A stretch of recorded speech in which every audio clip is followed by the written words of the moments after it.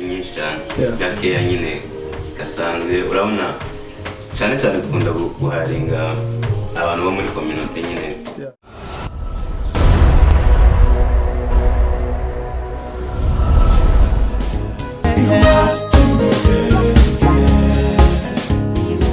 When killing an infant, raping a woman, and torturing a man. You have tortured my people for way too long. Turned out little boys into fighters to protect their families. Stop killing Mulenge, they are people like you. Stop killing Mulenge. Stop killing Mulenge. Stop killing Mulenge. Stop killing Mulenge people. They are people just like us. Dear Congo, how dare you? Tubirijeho mwese abadukurikiye turi kuri Muhira TV hano Edmonton muri Canada. Uyu mugoroba dufite ibiganiro byacu turi buhereho kandi dufite abatumirwa twatumiye. Jewe kuri micro ni Eugene Makombe, kuri kamera turi kumwe na Imas Muhizi, ndi kumwe n'abavandimwe twatumiye kugira ngo tuganire kubw'impamvu z'ibyo bakora, imirimo bahanze. Abangaba mureba hangaha ni barwiyemeza mirimo, rero twabatumiye kugira ngo tuganire twumva ibyo bakora, babidusangize, babitubwire, hanyuma tuze kumenya umugambi bagize kugira ngo batangire kwikorera muri kino gihugu. Kuko tubizi ntago byoroshe kugira ngo bashe kwikorera, ariko hari abasore bahisemo kudakorera abandi ahubwo bakikorera kugira ngo babashe kwiteza imbere. Reka rero ntangirire mu bumoso bwanje atwibwire, hanyuma tuze gukomereza mu buryo kare. Murakoze cyane. Nje nitwa David, Injilisti. Wacu twaturutse mu Marungu. Mu Marungu. David Mwinjilisti wanyu mu Marungu. Urakoze cyane. Hano mu buryo bwanje. Murakoze cyane, yitwa Munda Obed Mahoro.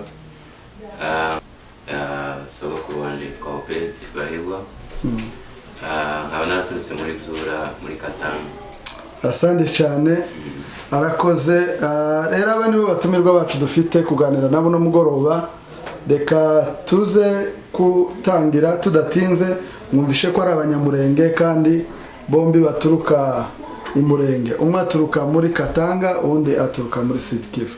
Ni karibu turabakire kandi twishimiye kubana namwe uno mugoroba. Rero twifuje kuganira namwe, twumvise yuko mwatangiye kwikorera. Sinzi niba ari ukuri cyangwa ari amakuru, ariko muraza kubitubwira kuko turi kumwe namwe hano muri studio. Ndagira ngo mbabaze wenda niba atari ibanga mutubwire mwatangiye kwikorera ryari, mwatangiye muti? Murakoze kandi ngewe ku giti cyanje nari maze igihe nikorera, gusa nyine nikoreraga muri company imwe, mu nyuma ubine natangiye indi ari nayo twatangiye na bene data hano. Ariko nubwo nari maze nk'imyaka nk'ine gutyo cyangwa imyaka 3 n'igice nikorera. Imyaka 3 wikorera. Mahoro yaba hari ubundi wigeze kwikorera nawe? Oya, nibwo bwa mbere nikorera. Ariko usubiye hano kuri Mwinjilisti, umaze igihe kingana gite muri Canada? Waruvuze ati hari imyaka 3 wabanje kwikorera. Wari umaze imyaka ingahe muri Canada? So muri Canada umaze imyaka 12. Imyaka 12. Naje muri 2008. Tuza muri Canada. Mahoro? Aje maze hafi imyaka 7, naje muri 2014 nimba naje muri Canada. Murakoze cyane kutubwira igihe mumaze n'uburyo mwabitekerejeho. Reka nsubire kuri David hano. Waruvuze ati hari indi myaka 3 wabanje kwikorera. Wakoraga iki icyo gihe cya mbere tutari twagera ku byo mukora ubu ngubu? Icyo gihe mbere wabanje kwikorera niki wakoraga? Uwo mushinga wundi cyangwa se iyo company ndi wakoraga yo yakoraga iki? Murakoze. So nakoraga muri company ikora cyangwa icuruza ibintu by'amapine.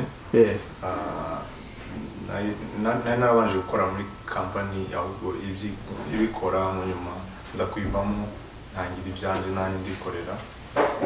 Ari kuyacuruza, kuyahindura, kuyahoma, gukora ibintu byose bijyanye n'amapine.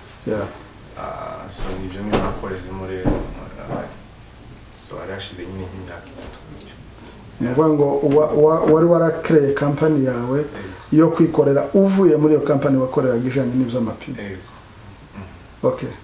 Asante cyane. Mahoro bo wakoreraga abandi wakoraga mu biki?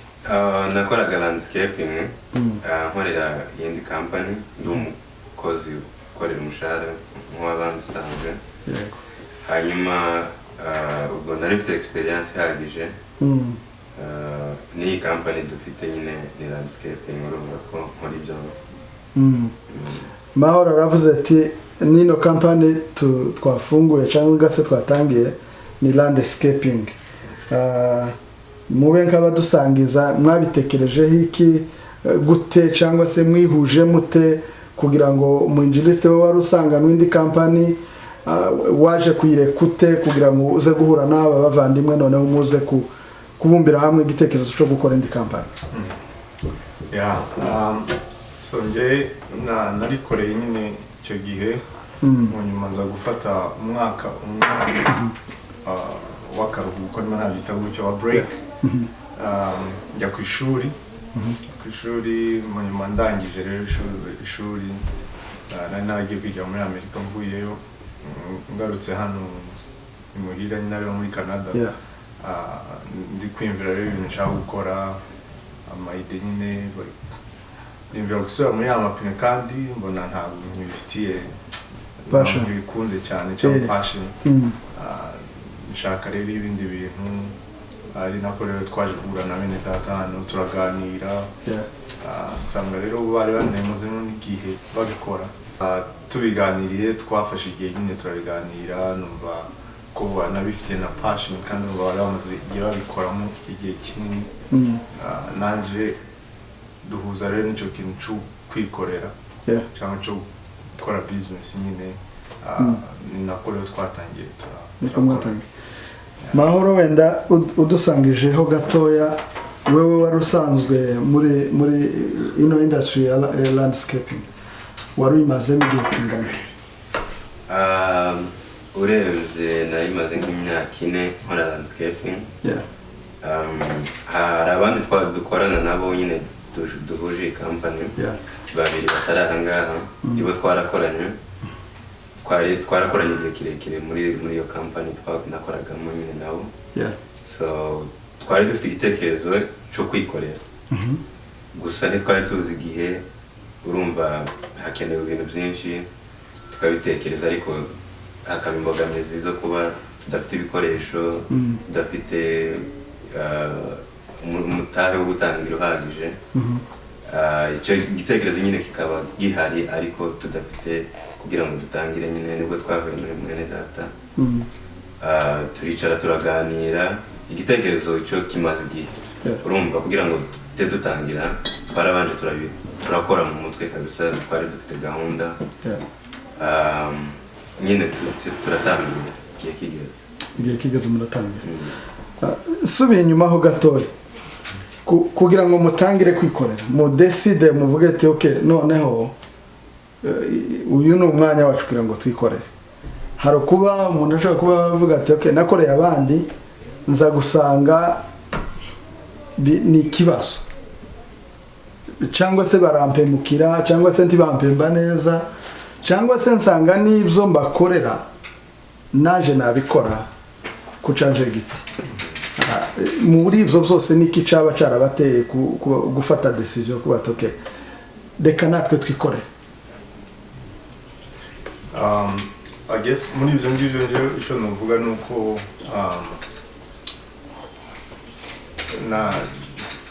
njye nibaza ko nirebye ku giti cyanjye ntanavugiye n'abandi, igihe nakoreraga company iyo y'amapine,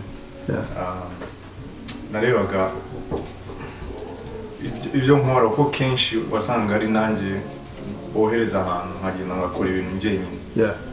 Mu nyuma rero nicyo gihe nabuzanye, ariko ubundi ko nza ku kazi gusa bakanyohereza nkakora ibintu njyenyine, nta muntu ndi hejuru, kubera iki ntakwikorera n'ubundi nyine ngakora bya bindi, ariko none hari je wibereye mfite discipline yo mu kazi, mfite nyine nishaka yo gukora, n'ubundi reka nikorere. Nk'icyo ngicyo cyo kuvuga ngo n'ubundi umurimo ndawushoboye, nta bunebwe ngira nyine, nta bunebwe bwo mu kazi. n'ibindi nyine umuntu agenda yiga nk'ikintu cyo aba suppliers cyangwa aho dukura ibintu ibyo byose nyine ni kugenda abantu babyiga ni nayo challenge nuvuga nahuye nayo ngitangira kwikorera ariko nyine genda wiga tu. Hari icyo wakongeraho Mahama? Urebye kuri icyo kibazo kwikorera no gukorera undi muntu biratandukanye cyane. Urumva iyo wikorera urihemba, iyo ukorera undi muntu araguhemba, utegereza ko umushahara wawe uzogera igihe cyo guhemberwa ugahembwa, ariko iyo wikorera urihemba kandi mu by'ukuri harimo itandukaniro rinini. Harimo itandukaniro. Reka tuje kuri iryo tandukano. Umuntu wikorera n'umuntu ukorera undi, icyo ntekereza ko nuko wenda n'uwaba yikorera sinzi ko we yihemba itariki zitaragera, wenda murabitubwira mwe mu bikora, ariko ngira ngo hariho igihe cyo guhembwa umuntu wese, kuko n'umukoresha nawe aho twese dukora mu buzima busanzwe usanga mwese niba ari ku itariki 15 mwese niza tariki muhemberwa. Ariko se itandukano mwebwe mubona cyane hagati yo gukorera undi muntu no kwikorera mubona cyane ari rihe? Njyewe giti cyanje itandukano nza mbona cyane n'iriya satisfaction sinzi ukuntu nakivuga mu kinyamurenge, ariko n'iriya satisfaction yo kumva ko natangiye ikintu kuva ku itangiro ryacu gushika kirangiye. So ari ikintu cyo gushaka abakiriya cyangwa kuja kubonana n'aba clients, kubonana nabo, kuganira, tukumvikana ibiciro, umurimo tukawukora mpaka urangiye. Iyo satisfaction nyine yo gukora umurimo ku bitangiro ushikigereza njya ari ukuntu ari byo inspiring in a way. Ariko kujanye no guhembwa cyangwa kujanye n'igihe abantu bahemberwa ibyo biravana n'abantu. Natwe kwera dufite partnership y'abantu bane, ni ibintu twicaye nyine turavuga ni gute twabigenza, niki twabikora gute kugira ngo igihe tuzajya duhemberwa iki. Ibyo byo twarabivuganye byo ibintu nyine byo muri company. Ni company nyine uko company zikora. Hanyuma hari aho waruvuze ndaza kugaruka kuri Mahoro uvuga ati njewe ico ikimpushinga cyane kwikorera nuko numva ko hariho satisfaction y'akazi mba nakoreye umuntu ukamenya ngo natangiriye aha kugeza ngasoje, nkanabona ko nawe ubwe mukoreye ikintu kivuye mu maboko yanje kikamunezeza, kumva naje somehow ndishimye atari uko natumwe n'undi muntu kuja gukora. Nanone ni the same thing nguko arabivuze kare. Ese muri cadre ho ya responsibility biba bimeze gute? Kuko hari igihe utumwa n'undi muntu gukora muri ka kazi, kuko akazi mwamukora na kazi gafite igihe gakorwa n'igihe kadakorwa. Iyo noneho mu mwanya wawe nk'umuntu noneho uha wikorera, ugiye mu kazi imvura wenda iraguye cyangwa se urareba ikirere. Iyo dukorera abandi hari igihe uvuga ati imvura yaguye kandi niba nyine ntaco wakora wihuta kuko imvura yaguye, ariko se nkawe umuntu uri gukora wikorera, donc ya responsibility yo ibimeze ite? Responsibility irahari kandi ni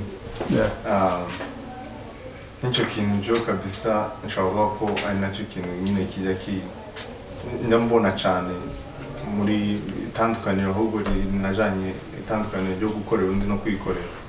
Ko kenshi usanga nko muri business yacu turi mu nyine ya landscaping, iyo turi gukorana tuvuge n'abubatsi baba bafite amazu bari kubaka atezo kuba yarangiye itariki runaka,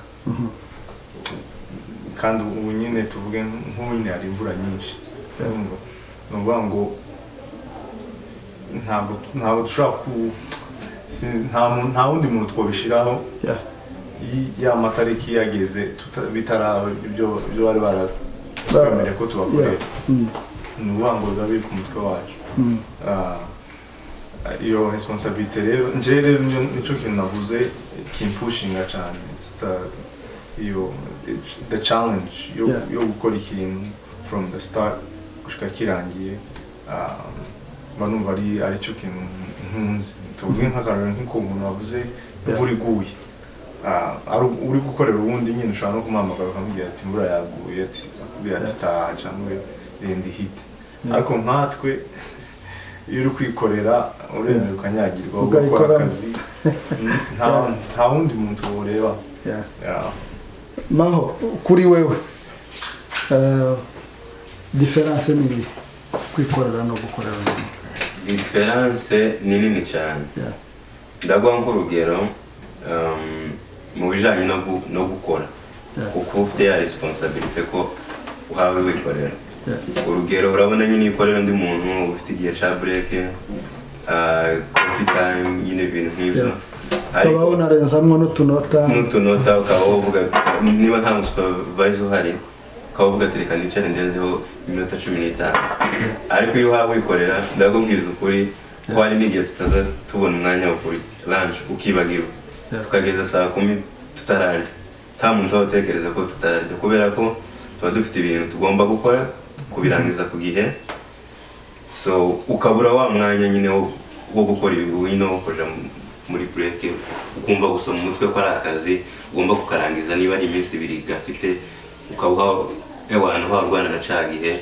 uvuga ati ikirenge ibintu z'abandi ntarabishira hariya birangije iyo ni itandukaniro rimwe rikomeye irindi tandukaniro novuga mu rwego rwa experience iyo ukorera undi muntu yego urakora urumva ntubuha uvuga ati baguha ibintu ukabikora ukavuga ati ni umunsi nyine ukavuga ati ndabikora uyu munsi nk'uko babimpaye ariko twebwe urakora ukawuhanagira na experience ku giti cyawe ko ubuha uvuga ati ibi bintu ndi gukora reka noneho mbikore neza kugira ngo reka niba utangiye ukavuga ati reka nkore noneho hagira ikindi kiraka kiza ukavuga ati hariya nakoze gutya reka hano nkore gutya kugira ngo abakiriya nyine banyurwe cyane naho iyo wakora undi muntu ukora uko ushaka nyine kuko uzi ko kibiri ku mutwe wawe ushobora gukora nabi ugakora neza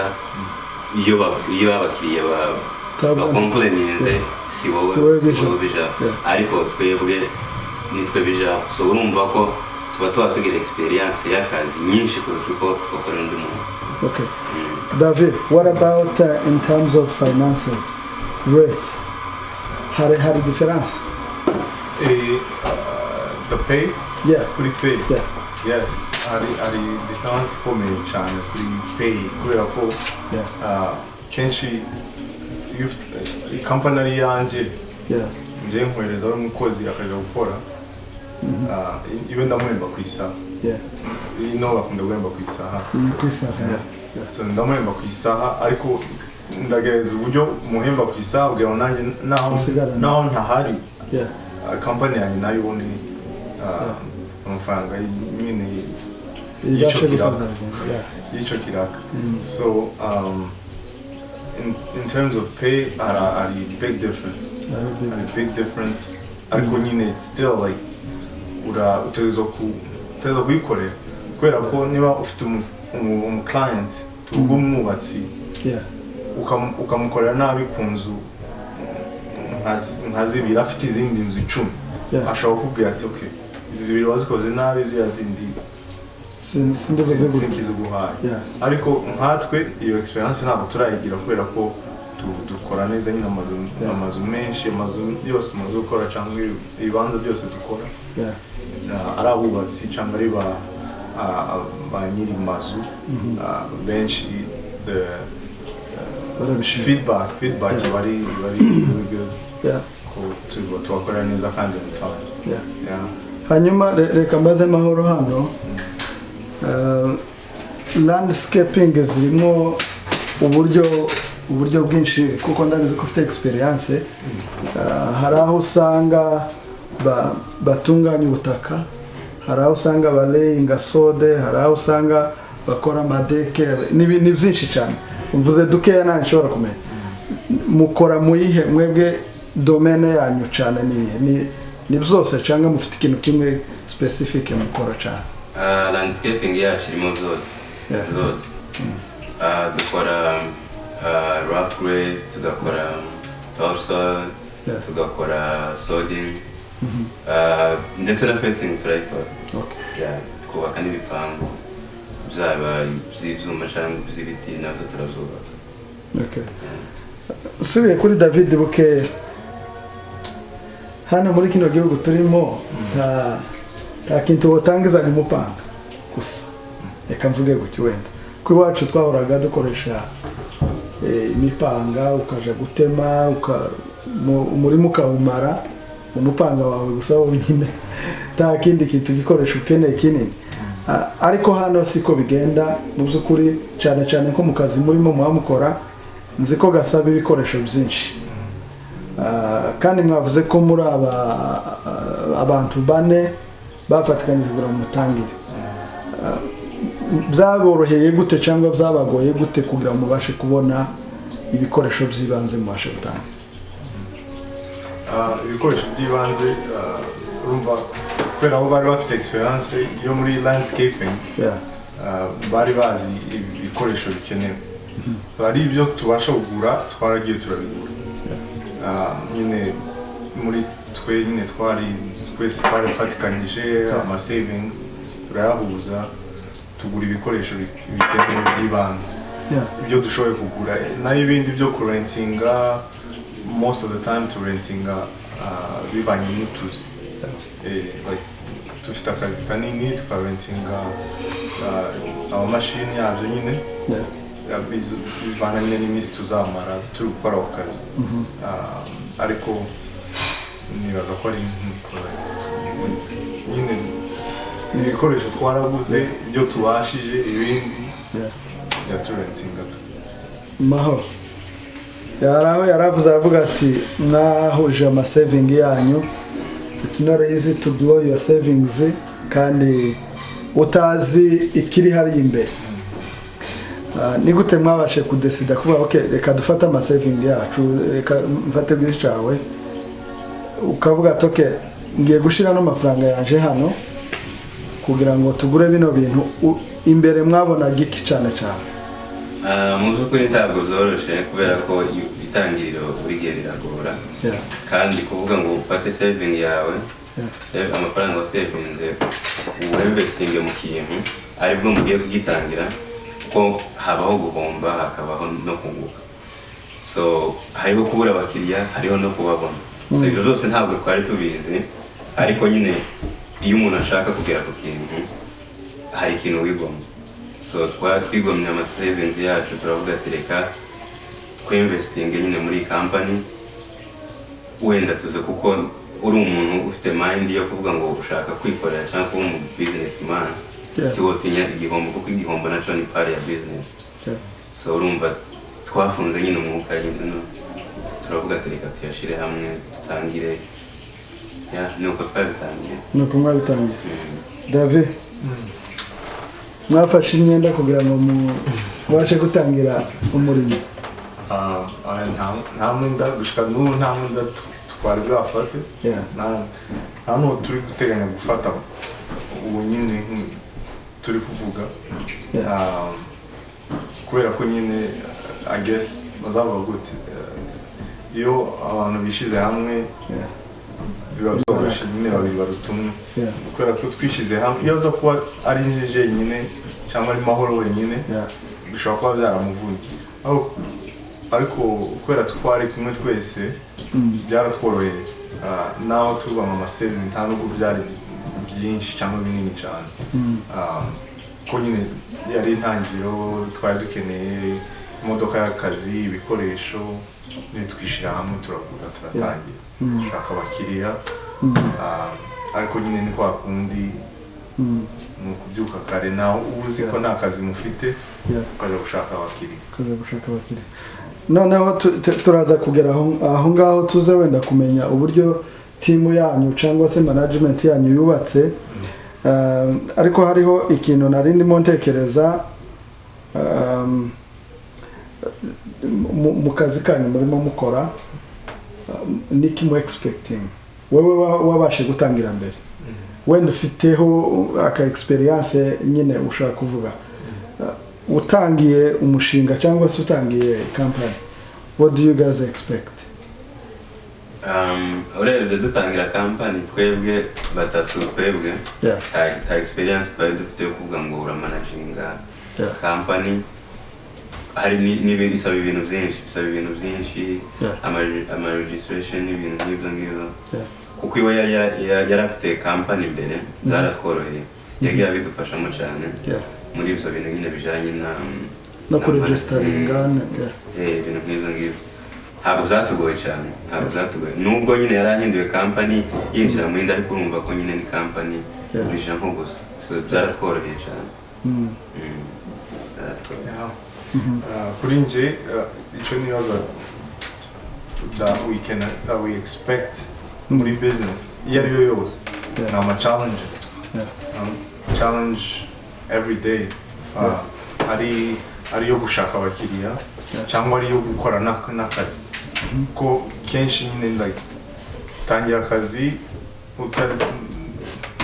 nyine uri kwitega ko bigenda neza ariko wagira ugahura n'akantu nyine hagati y'akazi that you have to overcome right there.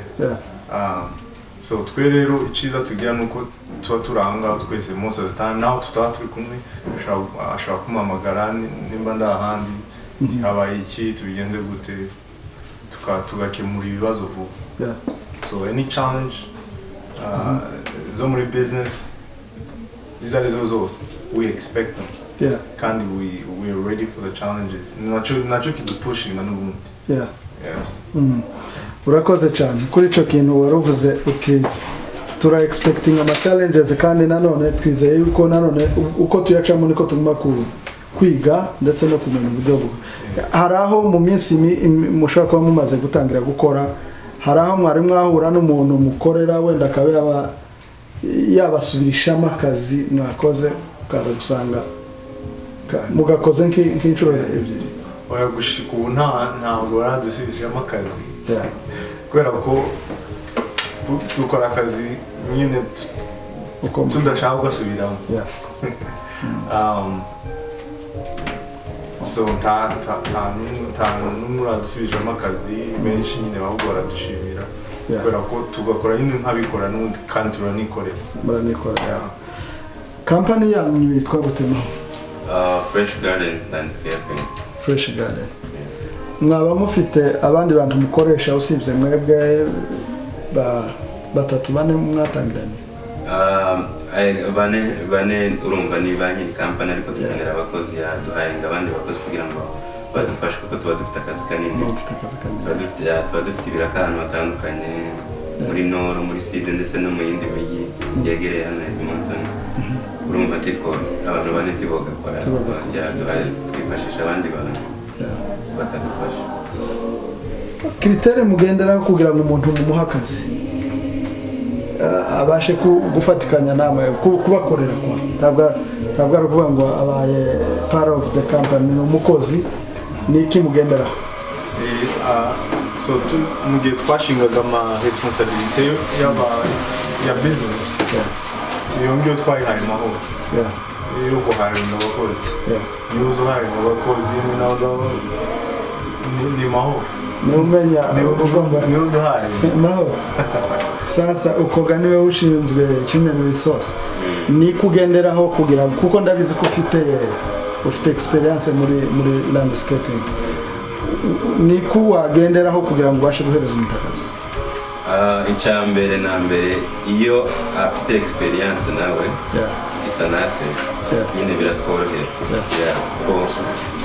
ariko niyo tukubonye nyine ushaka gukora ufite wa mutima kabisa wo gukora ufite imbaraga zawe turagutraining ntabwo bisaba igihe kinini nyine kugira ngo ube umureba urabona umureba ntabwo ni igihe gitoya tukakwerekera hama ugatangirwa kuko tuba tuhari tukakwerekera iminsi mike baba ariko cyane kubera ko tuba dutangira dukeneye nyine abantu bafite experience ntabwo si experience nyinshi cyane kandi bose abenshi nk'abagabo bakuru bagiye babikora wenda nubwo batabikoreye hano ariko urumva umuntu wahinze cyangwa watemye tiyonanirwa gutera ibyatsi cyangwa umuntu wateye ibihingwa tiyonanirwa gutera ibyatsi mu bantu tumaze guharinga abenshi ni bakeya gusa bataba bafite experience ariko nabo bagenda bayigira.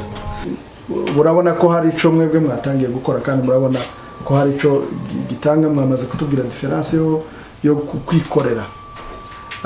Niki wabwira wa muntu ugikorera abandi kugira ngo nawe yumve ahawe imbaraga no kugira ngo abashe kwikorera? Mu by'ukuri kwikorera biraruta gukorera undi muntu. Urubyiruko cyangwa se n'abantu bakuru baza batinya wenda nko gushora amafaranga yabo kuko bashobora guhomba, bigatuma abantu badafungura ama business yabo, ariko nibyo byiza.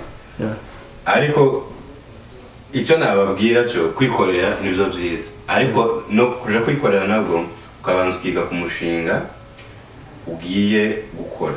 Nicyo kintu cya mbere cyiza kibaho, ukamenya ngo iki kintu ngiye gukora kibamo izi mbogamizi, nzohura n'ibi ngibi, ukiga umushinga.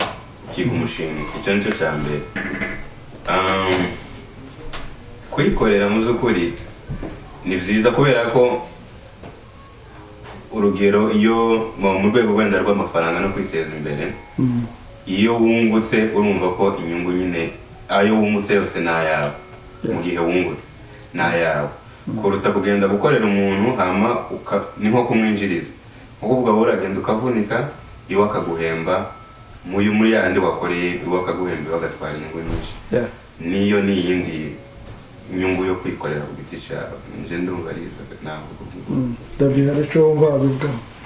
Njyewe gusa ikintu wabwira ni ukureka ubwoba. Ukureka ubwoba, nta kintu umuntu azageraho afite ubwoba. Ubwoba ni n'ubwa Satani yazobeye. Ubwoba ntacyo bwabwizaho. So nibaza ko bateza kumenya ko naho ukorera undi ntabwo uzi ngo ukazinga ukazoroshira ryari cyangwa uzokamaramo igihe ingana gute.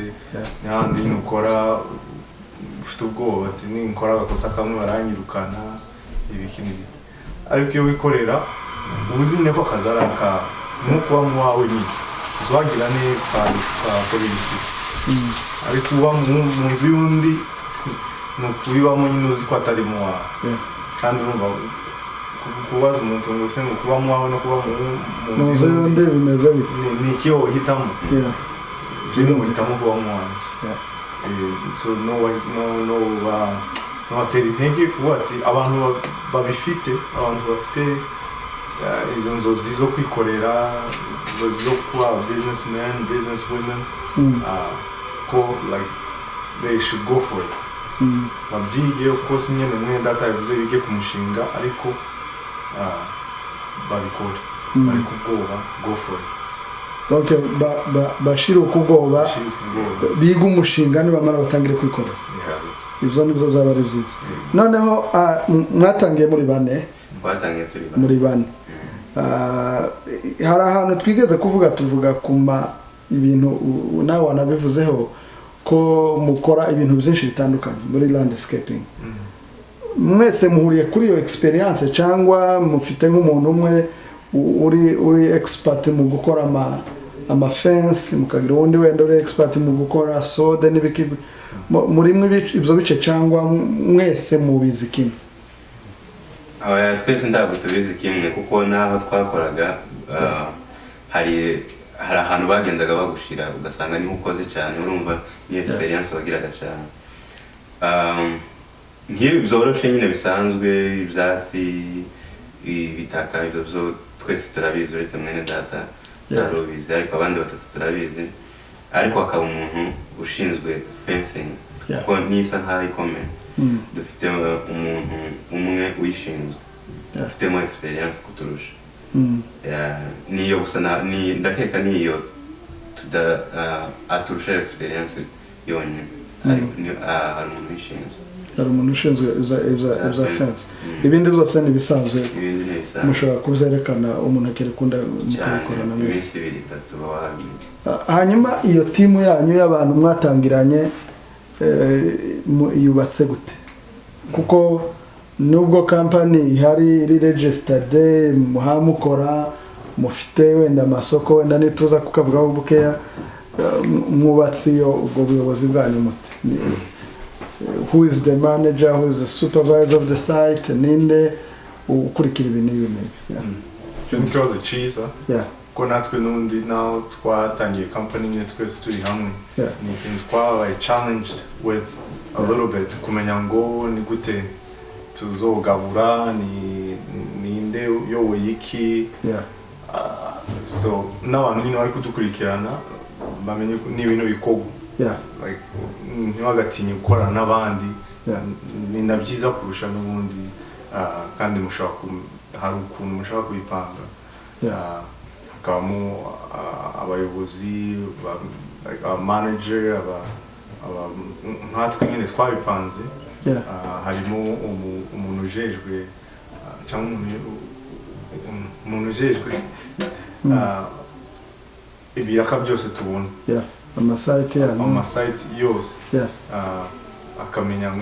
akamenya ngo hariya tuza kuzojayo gupima cyangwa kubaha ama estimates hari ifoto yo gukora akazi kuri uriya nawe so aho hari umuntu ujejwe ibyo byose uwo aragenda agapima agakora n'ama estimate akavugana n'abakiriya akagira iki akaba n'undi none ujejwe kuba ari kuri site amasite yose turadukorera akamenya ngo muri mugeza aha ibyo byose akaba n'undi abandi rero ba supervisor tuvuge twohereje abakozi ahantu tuza kumenya ngo abakozi ko barakora bagiye mu breaks cyangwa tubagize iki so ibyo byose ari ukuntu twagiye duhana nyine imirimo bivana na experience twari dufite nyine ariko n'ibintu bishoboka ko twe byadushoboke kandi bikorera none se mwatubwira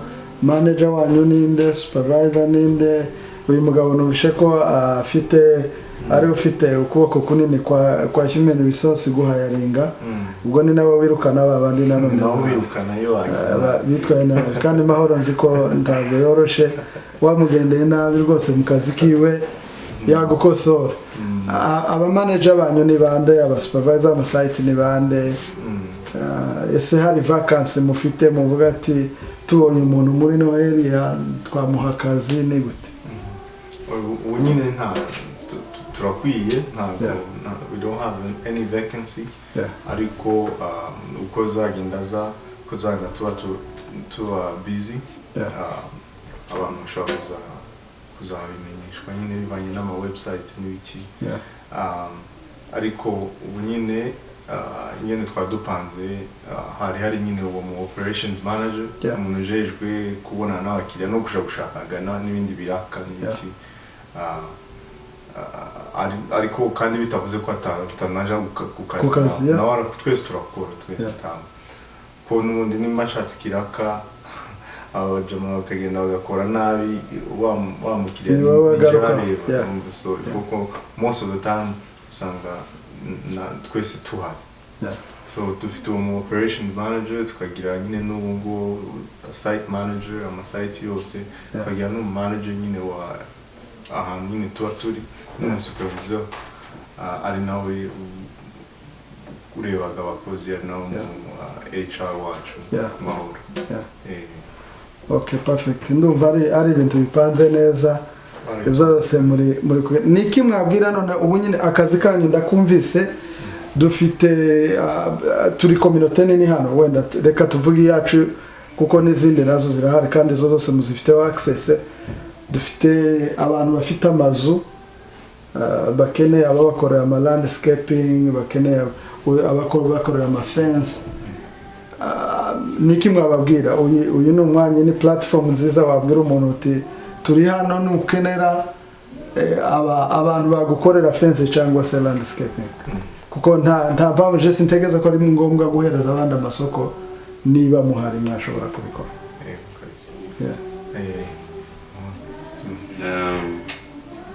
nkuko nyine babibona tuba tubivuga aka kanya ufite inzu ikeneye gukorwa landscaping fencing turahari kabisa turiteguye kugukorera kandi ibyo twakoze byose bizabishimwa n'abakiriya kuko yakubwiye nta kintu turakora ngo umukiriya kigaye cyangwa ngo tugisubiremo so nawe nyine bahita bumva ko ni kampani nziza dukora ibyo dushinzwe neza cyane so niba hari umuntu ukeneye ko community benshi bafite amazu n'abandi ko barubaka so turi hano turi tayari kubakorera akazi neza cyane turimo n'abantu actually bagurisha amazu abo ngabo bafite ibintu byinshi bashobora gufatikanya nabo aba bagurisha amazu bamwe turakorana kabisa turi abakiriya babo naho ni abakiriya bacu hari n'abandi twagiye dukorera muri community amazu yabo tukayakora neza cyane benshi cyane benshi bamaze kutumenya kampani imaze kuba kampani nini so kuvuga ngo turaga kampani katazwi tumaze kuba kampani nini cyane muri Edmonton kabisa baratuzi uretse na community nyine nabo n'abandi basanzwe nyine abazungu abantu bose barabazi yani kampani igeze kuri kabisa.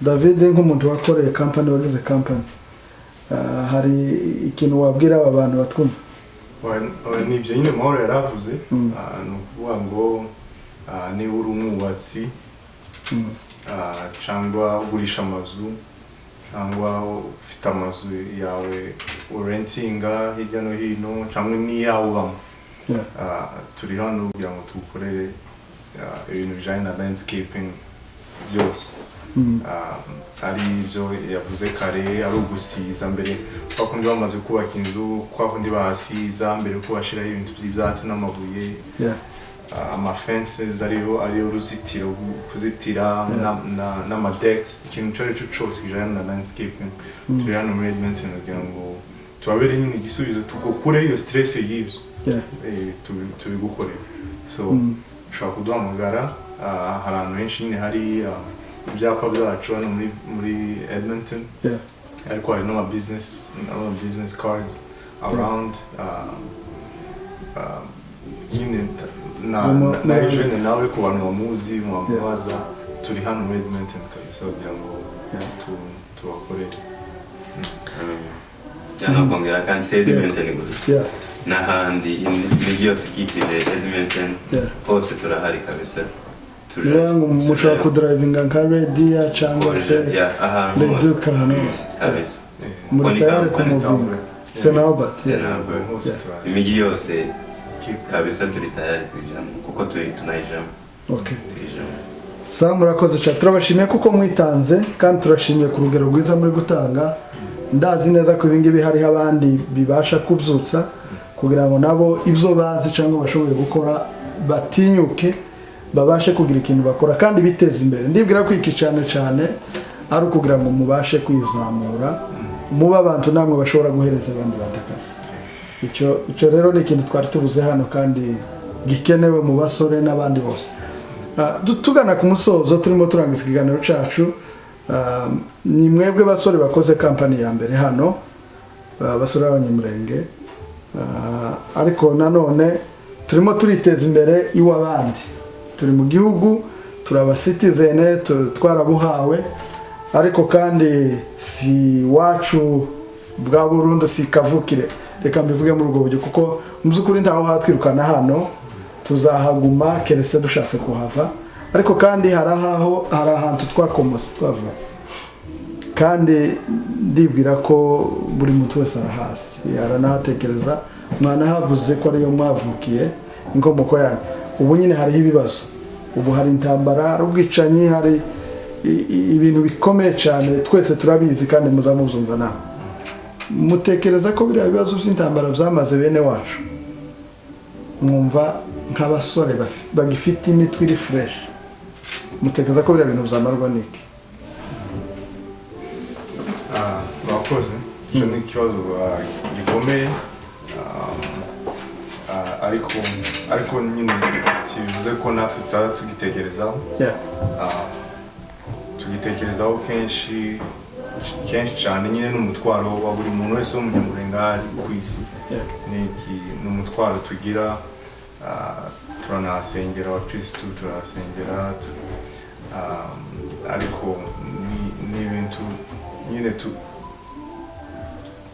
nk'abajene twebwe ubwacu kenshi dukunda gusanga ari ibintu biba binaturenze ukuntu ariko kandi tugasanga natwe ahubwo twabibonera umuti gusa nyine uwo muti uba bati ni uwuhe kenshi nk'ibiganiro dukunda kugirana na bene data hano ni ikintu cyo kuvuga ngo twari dukwiye guhura tukaganira abajene abari muri Amerika, Canada cyangwa hano muri Edmonton honyine twihereye cyangwa twitangiriyeho hano tugahura tuganira tukanamenya ngo imurenge ni hehe cyangwa imurenge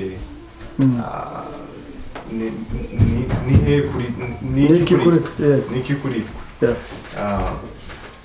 yewe mwumva nkaho nimba umutwaro utaraba munini cyangwa umutwaro tutaragira uwo mutwaro mu mitima yacu ku rugezo runaka nyine bizaduhoramo gusa nta n'igisubizo tuzatubona ariko nitubiganiraho tukagira kera no bavuga ijambo ngo gutorera twatorera nyine tukaganira ku bibazo by'imuhira tukabishakira ibisubizo nibaza ko buke tuzagenda tubibona naho waratekereza ko intambara iwacu zarangira bigeze muzi ko icyo ni ikibazo cyiza kawe kitareba muri community yacu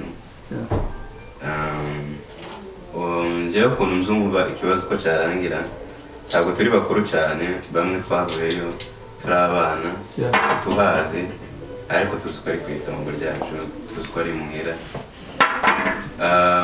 mbere na mbere icyo nje navuga nabwira ababyeyi bacu gukundisha urubyiruko iwabo kuko hasi iwacu nk'uko babivuze iyo umuntu yamaze gukunda iwabo iyo uzi ko hari iwanyu hari uhakora neza urubyiruko nitumara gukunda nibamara kudukundisha iwacu ndatekereza ko aribwo tuzagira umutima wo kuba twagira icyo dukora wenda bijanye n'imbaraga z'umubiri usanzwe cyangwa no mu bundi buryo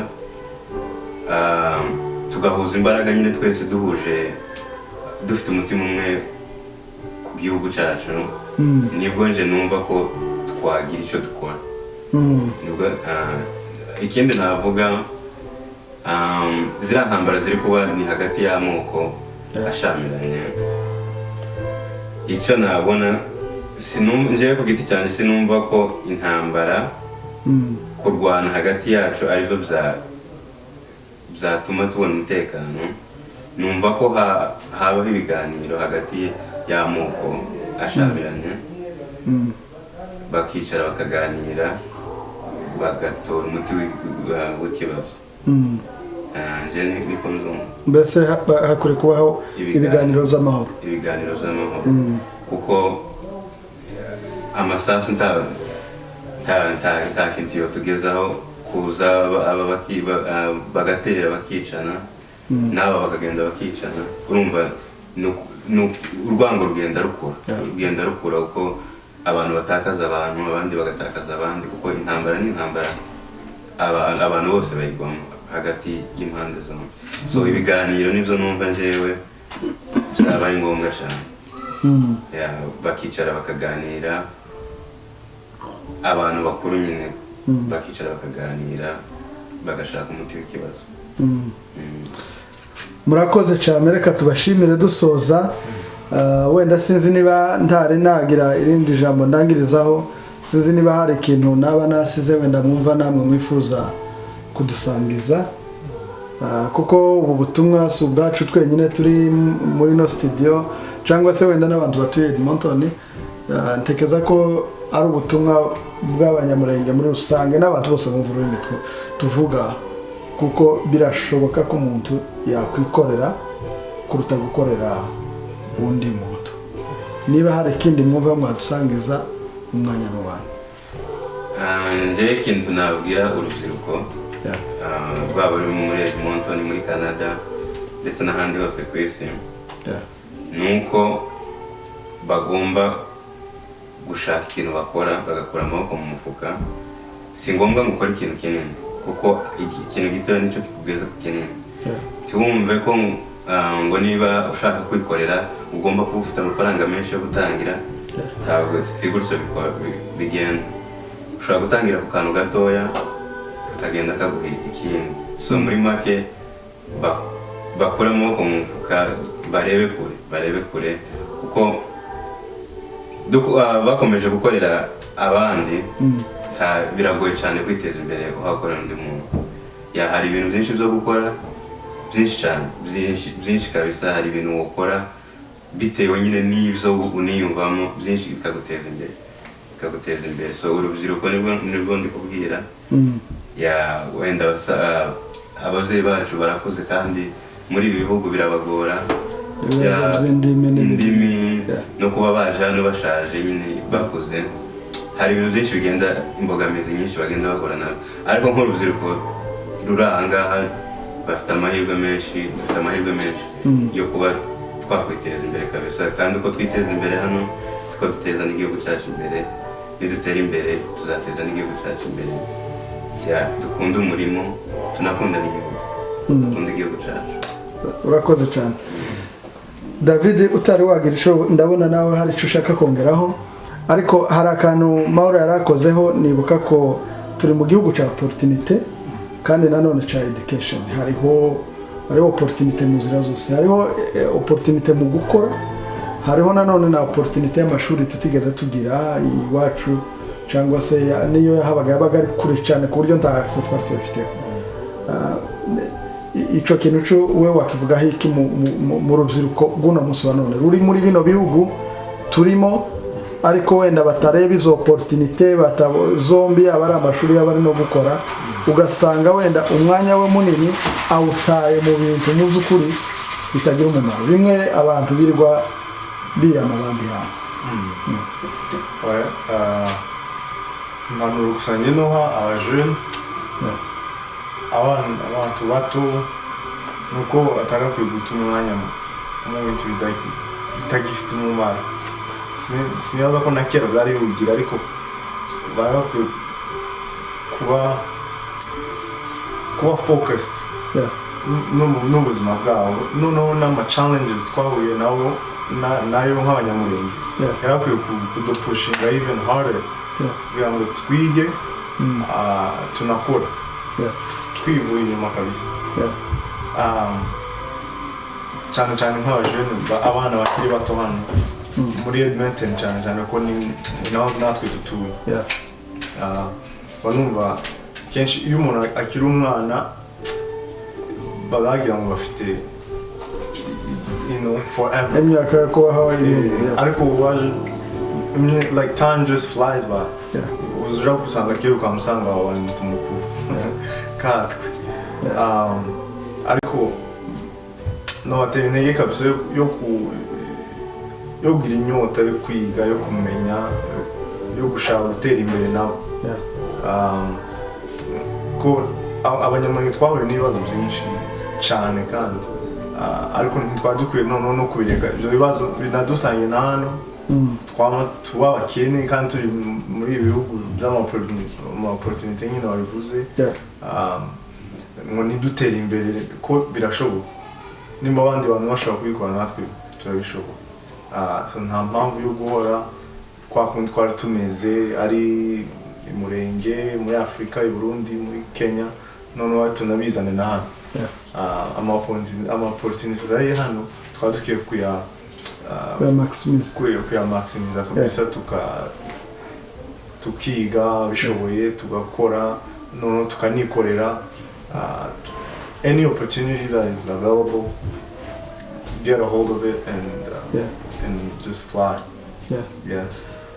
murakoze cyane reka tubashimire ko mwatanze umwanya wanyu kugira ngo mutuganirize kandi munabashe kuvuga ico gikorwa cyiza mwatangiye turabashimiye ko muri abantu b'abagabo kandi muhagurutse kugira mwikorere mwiteze imbere munahereze bene wanyu akazi n'abandi batari bene wanyu ndazi neza ko mu minsi iri imbere mutazaba mufite abakozi b'abanyamurenge gusa muzaba mufite n'abazungu n'abandi icyo ni ikintu ciza kuraje mugende mukomeze kandi tuzi neza ko muzaba muri urugero rwa benshi bari ahangaha rero tuzakomeza tuganira namwe reka mbwire abadukurikira yuko nanone mu minsi mike iri imbere twavuganye n'abana basore kuko tuzagirana indi workshop noneho y'urubyiruko abantu benshi kugira ngo tuvuge hejuru ya opportunity ziri hano uburyo umuntu yabasha kuzigrabinga cyangwa se gucollectinga information ziri hano hanze abantu benshi bishaye mu mazu batazifite kandi zidufitiye umumaro reka rero tubabwire nanone twongere tubereke bano basore bafite company bafunguye kugira ngo niba ufite inzu niba ufite ugurisha amazu cyangwa se uziranye n'abantu bubaka kugira ngo ubashe kubakonekta babashe gukomeza kubona amasoko company yabo ibashe gukomeza kuzamuka wewe aho uri hose ukura amaboko mu mifuka umusore wari ubivuze wikorere kandi ubashe kwiteza imbere turabifuriza amahoro n'amahirwe aho muherereye hose umugisha w'Imana mugire ubumwe mukorere hamwe hasigaye Yesu Kristo bisigaza bidukorera